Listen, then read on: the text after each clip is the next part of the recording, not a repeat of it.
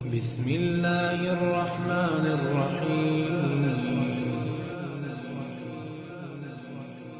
السلام علیکم ورحمۃ اللہ وبرکاتہ۔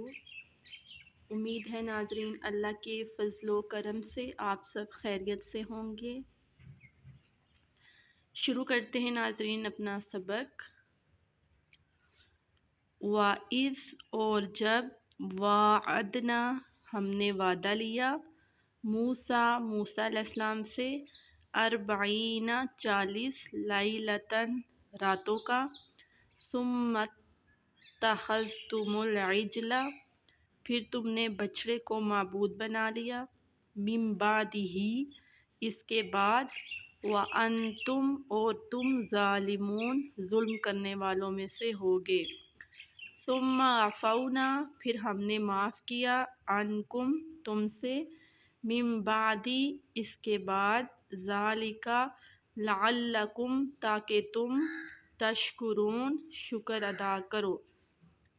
جب ہم نے وعدہ لیا موسیٰ علیہ السلام سے 40 راتوں کا تم نے بچھڑے کو معبود بنا لیا اس کے بعد اور تم ظالموں میں سے ہوگے، پھر ہم نے معاف کیا تم سے اس کے بعد شاید کہ تم شکر ادا کرو۔ اب ناظرین جب موسیٰ علیہ السلام اپنی قوم کو لے کے آئے، بنی اسرائیل کو اپنے ساتھ لے کے آئے تو اللہ تعالیٰ سے وہ کوہ طور پر ہم کلام ہوتے تھے، تو اللہ کی طرف سے انہیں طور پہ آنے کا حکم ہوا۔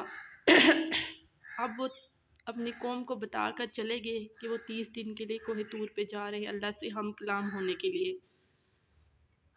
پھر جب وہ کوہ طور پہ گئے 30 دن گزر گئے تو اللہ نے 10 دن اور بڑھا دیے، اس طرح وہ 40 دن رہے۔ اب جو ان کی قوم تھی ان کے پاس وہ حضرت ہارون علیہ السلام کو چھوڑ کر گئے ہوئے تھے، تو ان کی قوم میں ایک تھا سامری، وہ منافقین میں سے تھا، تو اس نے کیا کیا کہ ان کی قوم کو کہا کہ موسیٰ علیہ السلام 30 دن کے لیے گئے تھے اور 30 دن پورے ہو چکے ہیں، اب وہ واپس نہیں آئیں گے، تو ہم اس طرح کرتے ہیں کہ اگر آپ کے پاس جو سونا لے کے وہ مصر سے آئے ہوئے ہیں وہ سونا مجھے دیں تو میں ان کو پگھلا کر سونے کو ایک بچڑا بناتا ہوں اور تم ان کی پوجا کرو، کیونکہ اب موسیٰ واپس نہیں آئے گا۔ حضرت ہارون علیہ السلام کے منع کرنے کے باوجود انہوں نے ایسا ہی کیا، اس وجہ سے کیا کہ جب وہ مصر سے آ رہے تھے تو انہوں نے راستے میں دیکھا کہ ایک گروہ بیٹھا ہوا ہے اور وہ کسی بت کی پوجا کر رہے ہیں، تو ان کو بھی خیال ہوا اور انہوں نے موسیٰ علیہ السلام سے کہا کہ ہم بھی کسی کی عبادت کریں، تو موسیٰ علیہ السلام غصے میں آ گئے جب انہوں نے بت کا نام لیا۔ تو اس وقت ان کے ذہن میں وہی بات چل رہی تھی، تو انہوں نے سوچا کہ ہم بھی بچڑے کو معبود بنائیں گے اور پھر اس کے آگے پیچھے بیٹھ کے اس کی پوجا کریں گے، اس کی عبادت کریں گے۔ چنانچہ انہوں نے سامری کی بات سن لی اور ایسا ہی کیا۔ اب حضرت موسیٰ علیہ السلام کو اللہ تعالیٰ وحی کے ذریعے بتا چکے تھے، موسیٰ علیہ السلام کو اللہ رب العزت نے وہاں پر صرف اس لیے بلایا تھا تاکہ ان کو شریعت دیں اور ان کو بتائیں کہ وہ ان کو انسان کیسے بنائیں۔ اب موسیٰ علیہ السلام کو اللہ نے وحی کے ذریعے یہ بھی بتا دیا کہ اے موسیٰ تیری جو قوم تھی وہ شرک کرنے لگی ہے۔ اب موسیٰ علیہ السلام کو وہاں اس چیز کی خبر ہو گئی۔ جب موسیٰ علیہ السلام واپس آئے اپنی قوم کی طرف تو انہوں نے سب سے پہلے حضرت ہارون علیہ السلام کو پکڑا، ان کو داڑھی سے پکڑا اور غصے سے کہا کہ میں تمہیں کس لیے چھوڑ کے گیا تھا۔ حضرت ہارون علیہ السلام نے کہا کہ میں نے بہت کوشش کی، بہت منع کیا، مجھے پتا تھا کہ آپ نے واپس آنا ہے لیکن یہ لوگ باز نہیں آئے، انہوں نے میری بات نہیں مانی اور زبردستی کی۔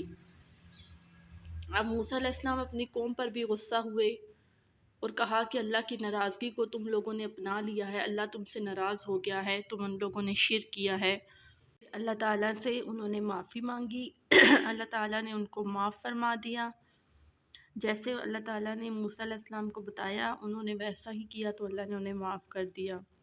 پھر اگلی آیت میں اللہ رب العزت نے فرمایا وَإِذْ آتَيْنَا اور جب ہم نے دی موسیٰ الکتاب موسیٰ علیہ السلام کو کتاب والفرقان فیصلہ کرنے والی لعلکم شاید کہ تم تہتدون ہدایت حاصل کرو۔